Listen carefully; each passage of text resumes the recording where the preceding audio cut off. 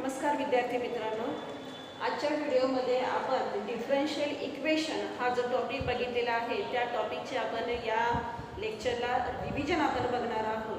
तर हा जो डिफरन्शियल इक्वेशन आपण टॉपिक बघितलेला आहे तर तो एकूण आपल्याला 6 मार्कासाठी आपल्याला बोर्डाच्या परीक्षेच्या दृष्टीने त्याच्यावरती आधारित प्रश्न विचारले जाणार आहेत. मग या 6 मार्कासाठी आपण कोणकोणते पॉईंट आपण अभ्यासले होते ते एकदा पुन्हा बघूया. तर पहिला पॉईंट आपण बघितला होता तो म्हणजे definition of differential equation. Second point we see the order and degree of differential equation. Third is formation of differential equation by eliminating arbitrary constants. Next is solution of a differential equation and last is homogeneous differential equation. तर असे एकूण 5 point आपण या topic मध्ये बघितलेले आहेत differential equation. पुन्हा एकदा ते वन बाय वन आपण रिवाइव या ठिकाणी करूया. की सुरुवातीला डिफरन्शियल इक्वेशन आहे आणि त्या इक्वेशनला आपण डिफरन्शियल इक्वेशन असं म्हटलेलं आहे. का म्हटलेलं आहे, काय डेफिनेशन आपण बघितले. डिफरन्शियल इक्वेशन म्हणजे कोणतं इक्वेशन, तर असं इक्वेशन की ज्या इक्वेशनमध्ये डिपेंडंट व्हेरिएबल, इंडिपेंडंट व्हेरिएबल आणि derivative term of dependent variable with respect to independent variable exist असेल त्या इक्वेशनला आपण डिफरन्शियल इक्वेशन म्हणतो. मग ती डेरिव्हेटिव्ह टर्म कोणत्याही ऑर्डरची असू द्या, first order, second order, third order, त्याचं काही संबंध नाही, कितीही असू द्या, एक कमीत कमी असली पाहिजेच. त्या इक्वेशनला आपण डिफरन्शियल इक्वेशन असं म्हणतोय.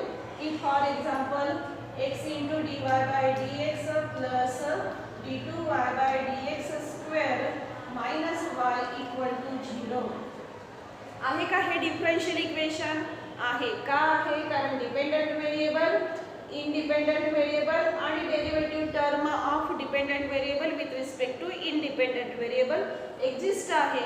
ही फर्स्ट ऑर्डरची आहे, ही सेकंड ऑर्डरची आहे. कमीत कमी एक तरी टर्म असलीच पाहिजे, त्याला आपण डिफरन्शियल इक्वेशन असं म्हणतोय. त्याचप्रमाणे x into dy plus y into dx equal to 0 हे आहे का डिफरन्शियल इक्वेशन आहे. हे जर ट्रान्सफॉर्मेशन ह्याचं जर केलं तर x into dy is equal to minus y into dx and dy by dx is equal to minus y upon x which is the differential equation of first order. त्यामुळे हे सुद्धा दिलेलं इक्वेशन डिफरन्शियल इक्वेशन आहे. तर अशी ही definition आपण पहिल्या point मध्ये बघितलेली आहे डिफरन्शियल इक्वेशनची. की the equation in which dependent variable, independent variable and derivative term exist, then the equation is known as a differential equation. Next point we see order and degree of the differential equation. He order त्या differential equation ची order.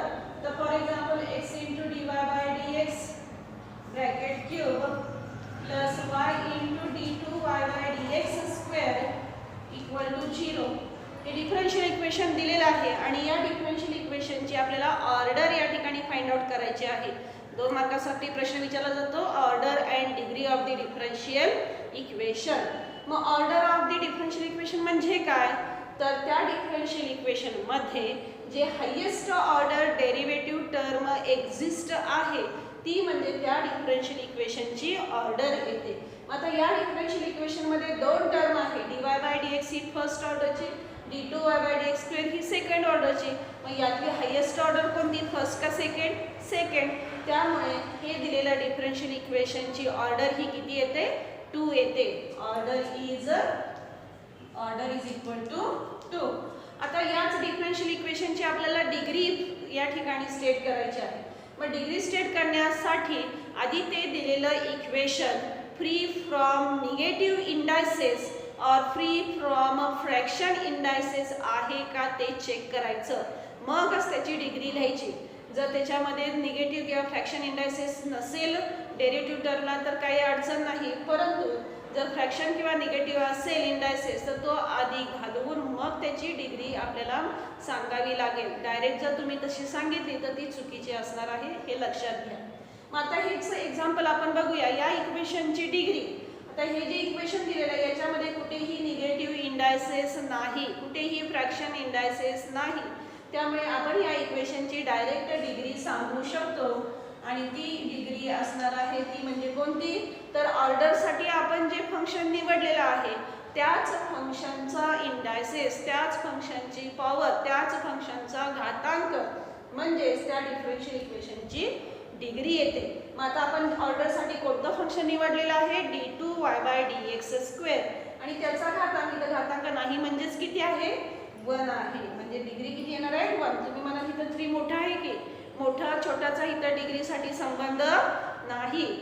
ऑर्डरसाठी आपण जे function निवडलेलं आहे त्याचीच power, त्याचाच indices, त्याचं index आपण या ठिकाणी डिग्री म्हणून या ठिकाणी लिहिणार आहोत.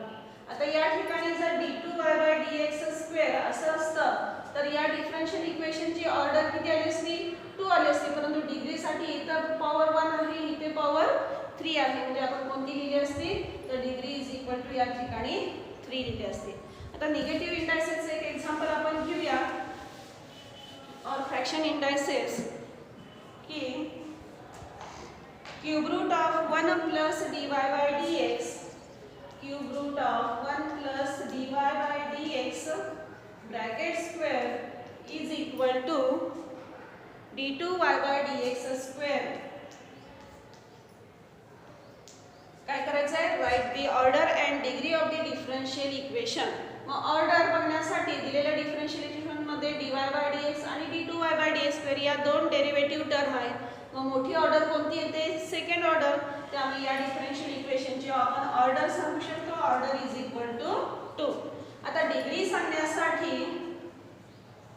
सांगण्यासाठी हे इक्वेशन फ्री फ्रॉम निगेटिव्ह और फ्रॅक्शन इंडायसेस आहे का, नाही. मग त्यासाठी आधी आपल्याला हा क्यूब रूट म्हणजे रेस टू 1/3 की जो फ्रॅक्शन आहे तो आधी घालवावा लागेल. मग 1/3 घालवण्यासाठी आपल्याला काय करावं लागतं, 3 ने मल्टिप्लाय, म्हणजेच काय करावं लागणार आहे, क्यूब रूट घालवण्यासाठी क्यूब घ्यावा लागणार आहे.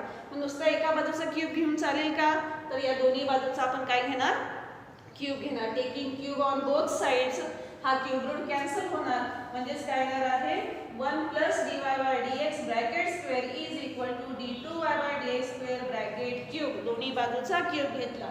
आता या इक्वेशन मध्ये कुठेही निगेटिव्ह किंवा फ्रॅक्शन इंडायसेस नाही, त्यामुळे आपण त्याची डिग्री सांगू शकतो. ऑर्डर चेंज होत नाही, ऑर्डर तीच राहते, लक्षात घ्या.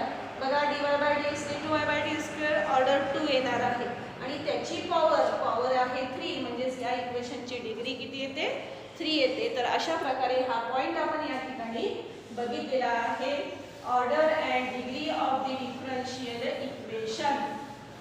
त्यानंतर नेक्स्ट पॉइंट आपण बघितला, formation of differential equation.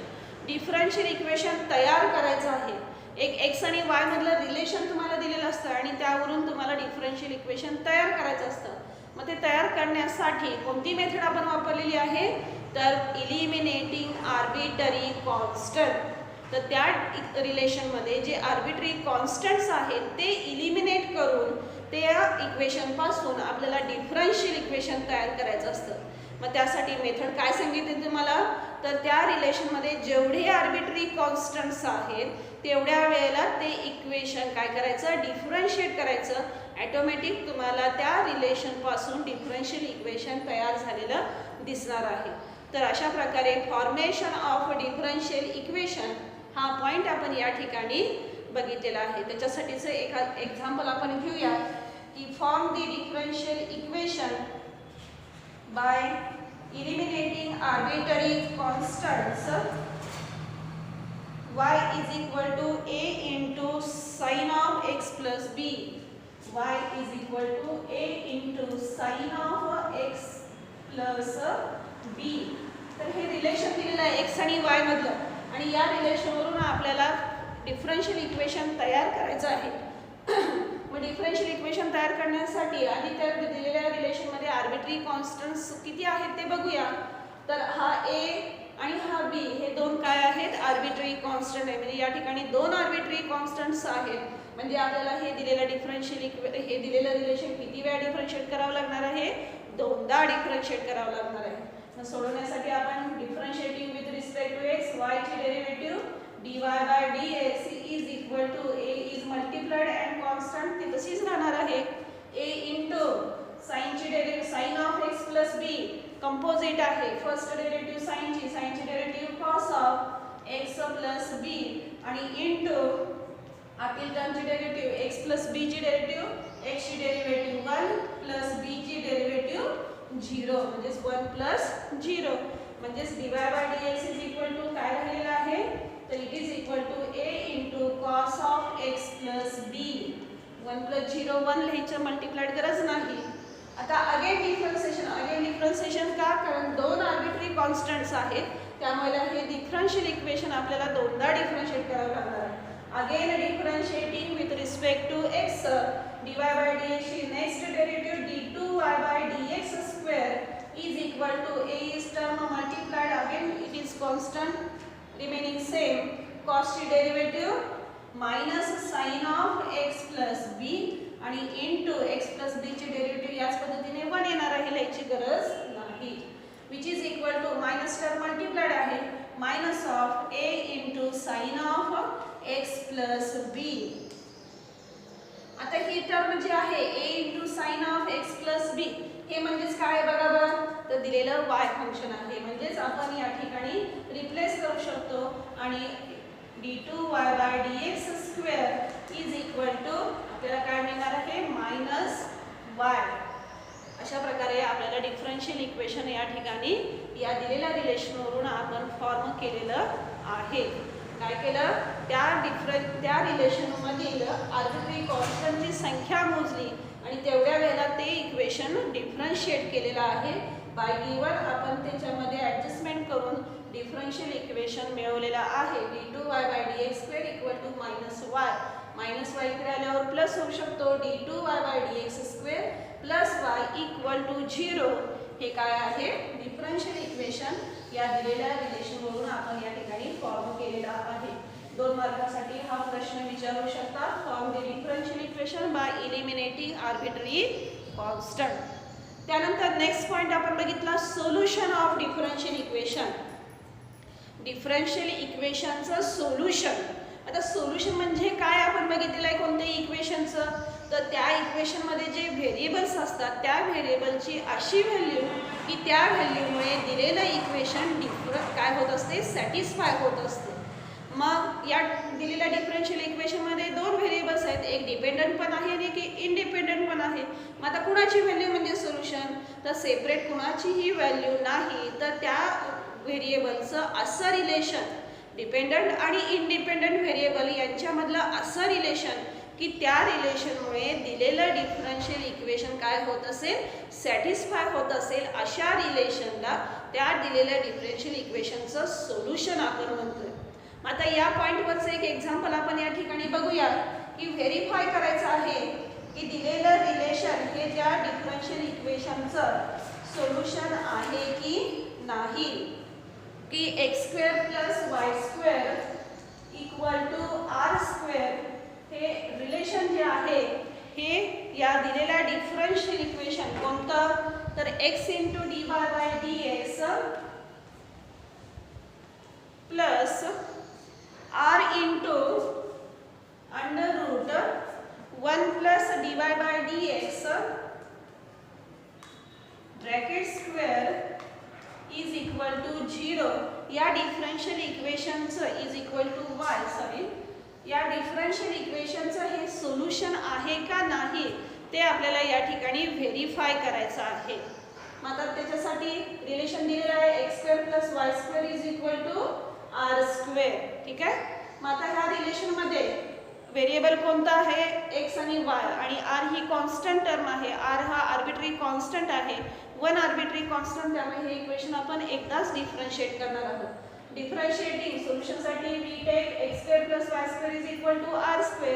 Differentiating with respect to x² ची डेरिव्हेटिव्ह 2x + y² ची derivative 2y * dy by dx = r² ची डेरिव्हेटिव्ह 0. 2 कॉमन आहे ट्रान्सफर केला कॅन्सल होऊन जाईल.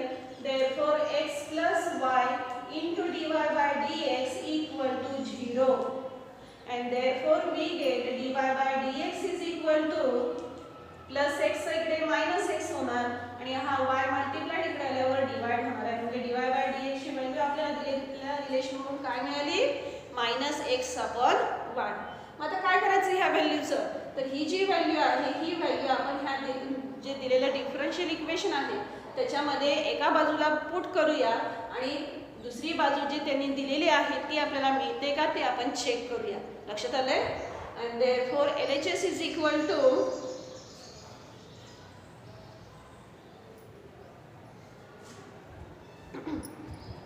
LHS is equal to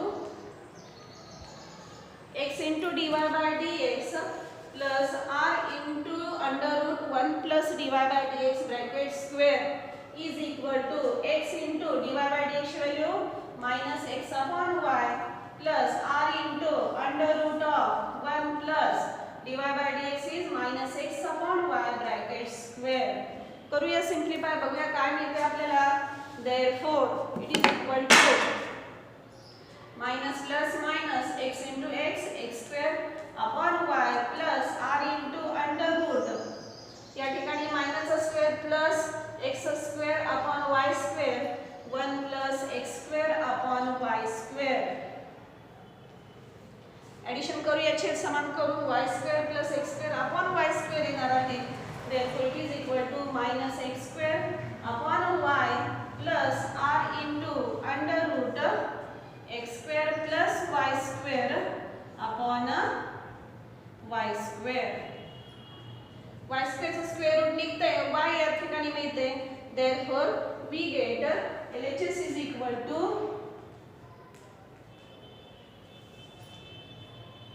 minus of x square upon y plus r into under root x square plus y square upon y. y square चा under root y. छेद समान आहे, अंशाची बेरीज करू शकतो. therefore y into under root minus x square plus r into under root x square plus y square या ठिकाणी आपल्याला मिळालेला आहे. बाय गिवन मध्ये आपल्याला काय दिलेलं आहे, तर x square plus y square equal to r square दिलेलं आहे. मग under root x square plus y square is equal to आपण काय लिहू शकतो, r लिहू शकतो त्या ठिकाणी. therefore it is equal to minus x square plus r into r, that is r square upon y, and this plus term r square minus x square upon y. again by given condition काय आहे, x square plus y square equal to r square आहे. therefore y square is equal to r square minus x square. r square minus x square आपण लिहू शकतो. therefore LHS is equal to r square minus x square, that is y square, आणि upon y as it is, and when y is cancelled from numerator and denominator, we get LHS is equal to y and which is equal to RHS, आणि हेच आपल्याला दाखवायचं होतं. तर अशा प्रकारे आपण हे जे x square plus y square equal to r square हे या दिलेल्या डिफरन्शियल इक्वेशनचं सोल्युशन आहे की हे या ठिकाणी आपण व्हेरीफाय केलेलं आहे. तर असा हा सोल्युशन हा पॉइंट आपण या ठिकाणी आपण बघितलेला आहे. आता या सोल्युशनचे आपण दोन प्रकार बघितलेले आहेत. पहिलं सोल्युशन आहे ते म्हणजे जनरल सोल्युशन, की ज्याच्यामध्ये कोण असतो, आर्बिटरी कॉन्स्टंट असतो, ज्याची व्हॅल्यू बदलत राहते, आर्बिटरी कॉन्स्टंट असतो. आणि दुसरं जे सोल्युशन आहे ते म्हणजे पर्टिक्युलर सोल्युशन, की ज्याच्यामध्ये आर्बिटरी कॉन्स्टंट नसतो, त्याची व्हॅल्यू आपण दिलेल्या कंडिशनवरून काढून ती त्या ठिकाणी काय केलेली असते, पुट केलेली असते. तर अशा प्रकारे जनरल सोल्युशन आणि पर्टिक्युलर सोल्युशन आपण या ठिकाणी पॉइंट बघून त्याच्यावरची आधारित एक्झाम्पल्स आपण सोडवलेली आहे. तर त्याच्यावर एखादं एक्झाम्पल आपण या ठिकाणी घेऊया.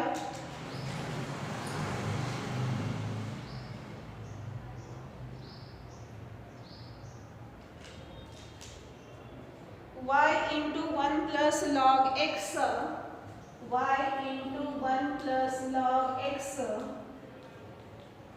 is equal to log of x raised to x, log of x raised to x into dy by dx, into dy by dx.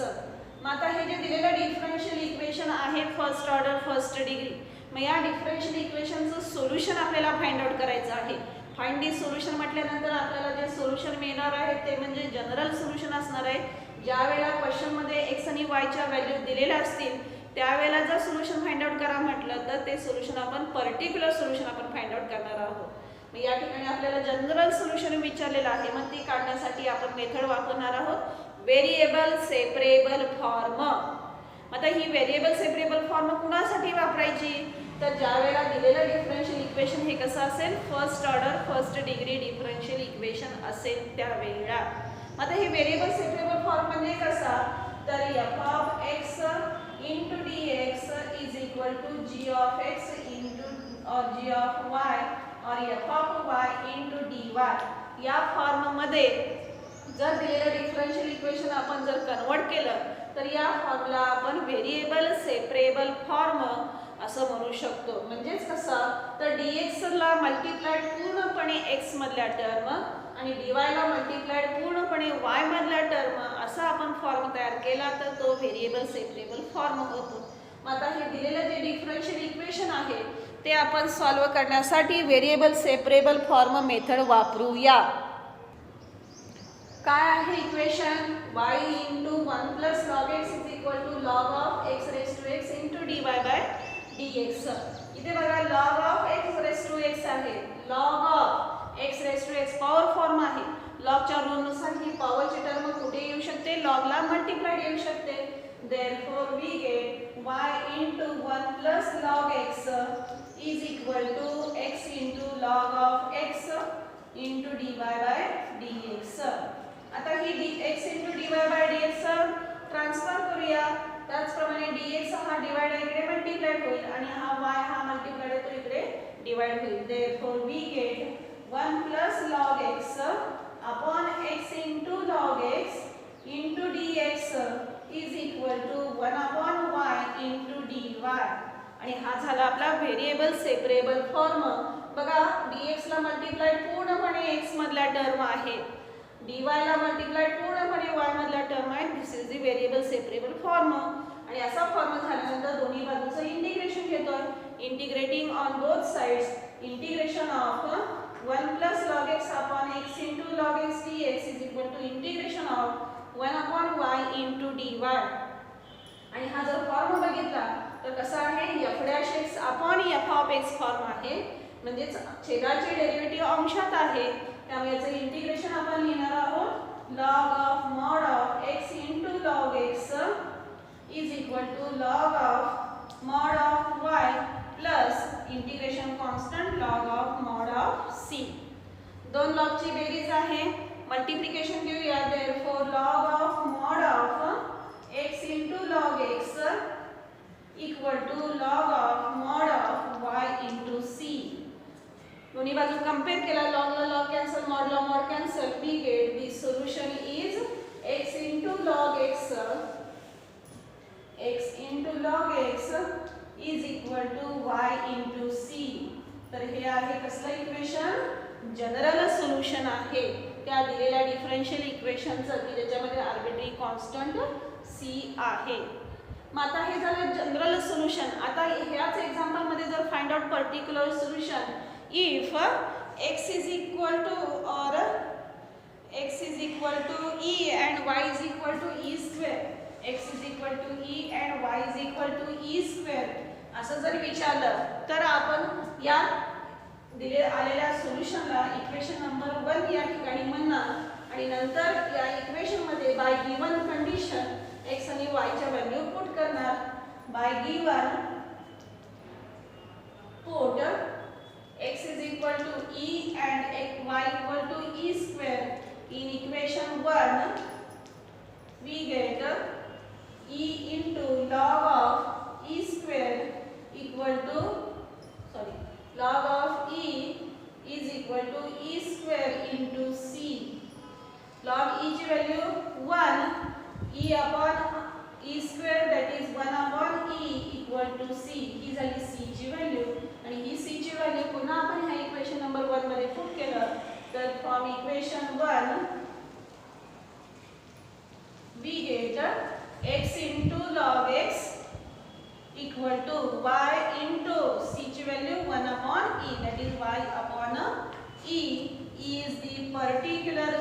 Solution of the given DE. तर अशा प्रकारे आपण हा पॉईंट या ठिकाणी बघितलेला आहे. Solution of differential equation by variable separable form. याच पॉईंटमध्ये आपण 3 नंबरचा क्वेश्चन बघितलेला होता एक्सरसाइजमध्ये, की त्याच्यामध्ये आपल्याला डायरेक्ट दिलेल्या डिफरन्शियल इक्वेशनचं व्हेरिएबल सेपरेबल फॉर्ममध्ये कन्वर्जन करता येत नाही. मग अशा वेळेला आपण काय केलं होतं, तर सबस्टिट्यूशन मेथड वापरलेली होती. मग सबस्टिट्यूशन मेथड कुणासाठी वापरली होती, की त्या दिलेल्या डिफरन्शियल इक्वेशनमधला असं फंक्शन निवडायचं की ज्या फंक्शनचं आपल्याला सेपरेशन करता येत नाही. त्याच्यासाठी सबस्टिट्यूशन मानलं की ऑटोमॅटिक आपल्याला त्या दिलेल्या डिफरन्शियल इक्वेशनचं व्हेरिएबल सेपरेबल फॉर्ममध्ये कन्वर्जन करता येईल. त्याच्याचं सुद्धा आपण एक एक्झाम्पल या ठिकाणी घेऊया. cos square of x minus 2y is equal to 1 minus 2 into dy by dx. Question straight forward विचारला जातो. Solve the given differential equation. कोणत्या मेथडने कोणत्या टाईपने काहीही दिलेलं नसते. मग आता हे जे दिलेलं डिफरन्शियल इक्वेशन आहे ते जर बघितलं तर first order first degree differential equation आहे. मग व्हेरिएबल सेपरेबल फॉर्म पहिली मेथड आपण बघितले होते का, व्हेरिएबल सेपरेबल फॉर्ममध्ये कन्वर्जन नाही होत. का होत नाही, तर इथे जी टर्म आहे ब्रॅकेटमध्ये कॉस स्क्वेअर ऑफ आहे, म्हणजे हा अँगल आहे कॉस स्क्वेअरचा x - 2y, हा आपल्याला बाहेर सेपरेट करता येत नाही.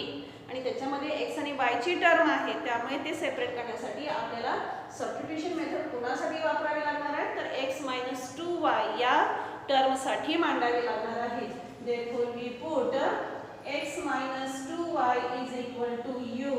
कोणतेही व्हेरिएबल घेऊ शकता x आणि y सोडून.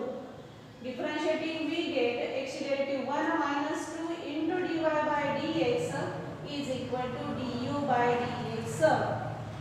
therefore 1 minus 2 into dy by dx is left side आहे, त्यामुळे काही पुढे सिम्प्लिफाय करायची गरज नाही. therefore from equation 1 दिलेल्या इक्वेशनला नंबर 1 देऊया. from equation 1 काय होणार आहे, cos square of this term is nothing but u is equal to 1 minus 2 into dy by dx is du by dx. therefore आता हे आपण काय करू शकतो, व्हेरिएबल सेपरेबल फॉर्म मध्ये कन्वर्ट करू शकतो. dx डिवाइड आहे तर तिकडे मल्टिप्लाइड होईल आणि ही u ची टर्म इकडे डिवाइड होईल. therefore dx is equal to 1 upon cos square u into du. And by trigonometric relation 1 upon cos, that is sec. therefore dx is equal to sec square u into du. And this is the variable separable form in x and u. x dx ला multiplied पूर्णपणे x मधल्या term, du ला multiplied पूर्णपणे u मधल्या term. therefore integrating on both sides, integration of dx is equal to integration of sec square u into du. therefore dx integration x is equal to sec square u. कोणाची derivative आहे, tan ची. therefore tan u आणि plus integration constant c.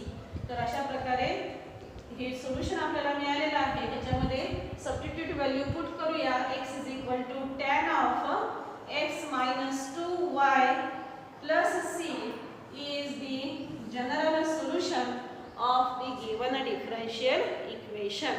तर अशा प्रकारे आपण हा point त्या ठिकाणी बघितलेला आहे, solution of differential equation.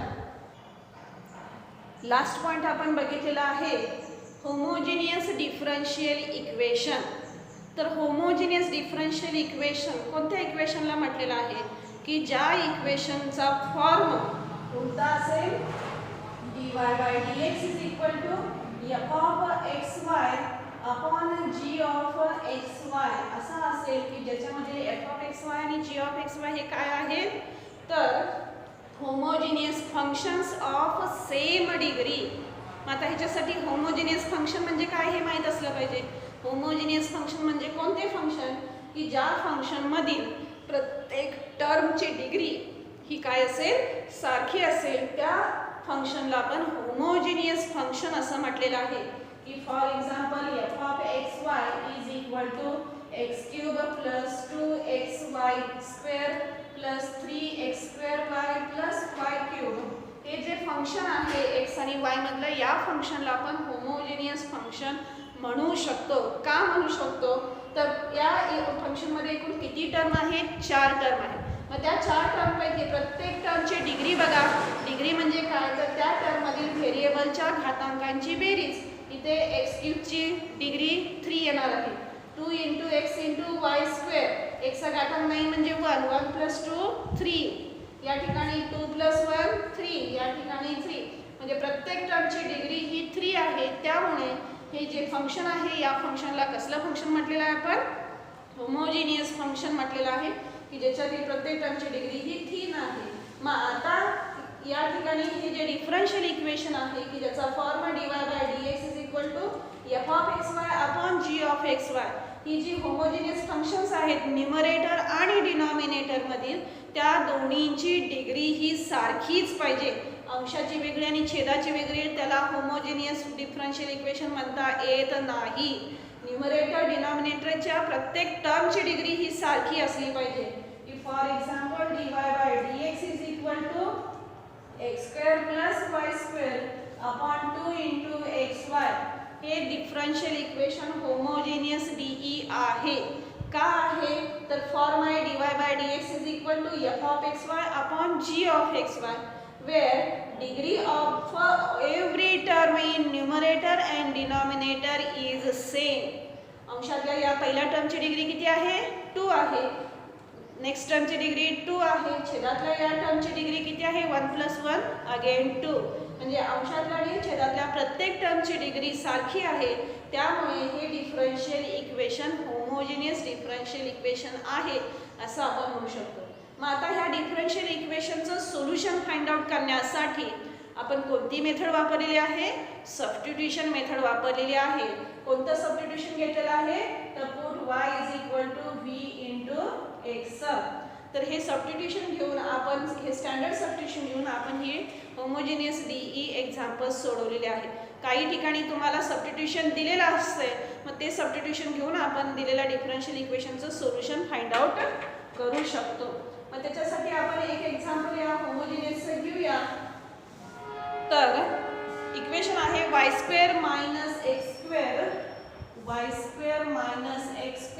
× dy/dx is equal to x × y dy/dx. x × y dy/dx. तर हे डिफरन्शियल इक्वेशन आहे, फर्स्ट ऑर्डर फर्स्ट डिग्री आहे. परंतु हे काय करता येत नाही आपल्याला, व्हेरिएबल सेपरेबल फॉर्मनुसार सेपरेट करता येत नाही. मग डिफरन्शियल इक्वेशन च्यामध्ये dy/dx ची टर्म कॉमन आहे, त्या टर्म एकत्र करूया.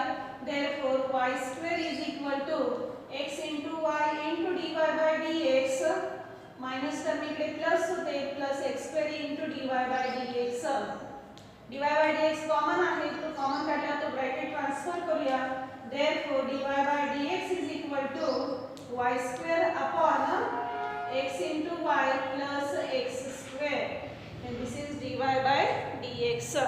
मग या dy/dx च्या अंशामधले प्रत्येक टर्मची, छेदामधील प्रत्येक टर्मची डिग्री जर बघितली तर ती सेम आहे.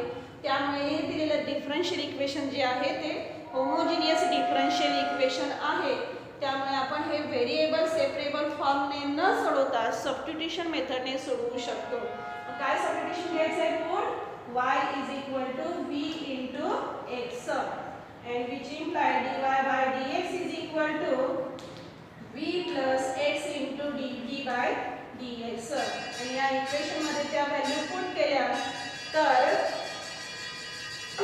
v + x × dv/dx is equal to y ची value v² × x² upon x × v ची व्हॅल्यू, y ची value v × x plus x². या ठिकाणी बघा x² टर्म आहे, x × x x² plus x² common अंशाछेदातला कॅन्सल होऊ शकतो. Therefore v + x × dv/dx is equal to v² upon 1 + v. हा v ट्रान्सफर करून मायनस होणार, छेद समान करून आपण व्हेरिएबल सेपरेबल फॉर्म करून त्याचं इंटिग्रेशन घेतलं की सोल्युशन आपल्याला या दिलेल्या होमोजिनियस डिफरन्शियल इक्वेशनचं मिळू शकतं. तर अशा प्रकारे आपण हा टॉपिक या ठिकाणी बघितलेला आहे. कोणता, तर डिफरन्शियल इक्वेशन. पहिला point order and degree, second is formation of differential by eliminating arbitrary constant, third is solution of differential equation by variable separable form, next is homogeneous differential equation by substitution method y is equal to v into x. तर अशा प्रकारे हा topic या ठिकाणी आपण revive केलेला आहे. ठीक आहे, आपण या ठिकाणी थांबूया.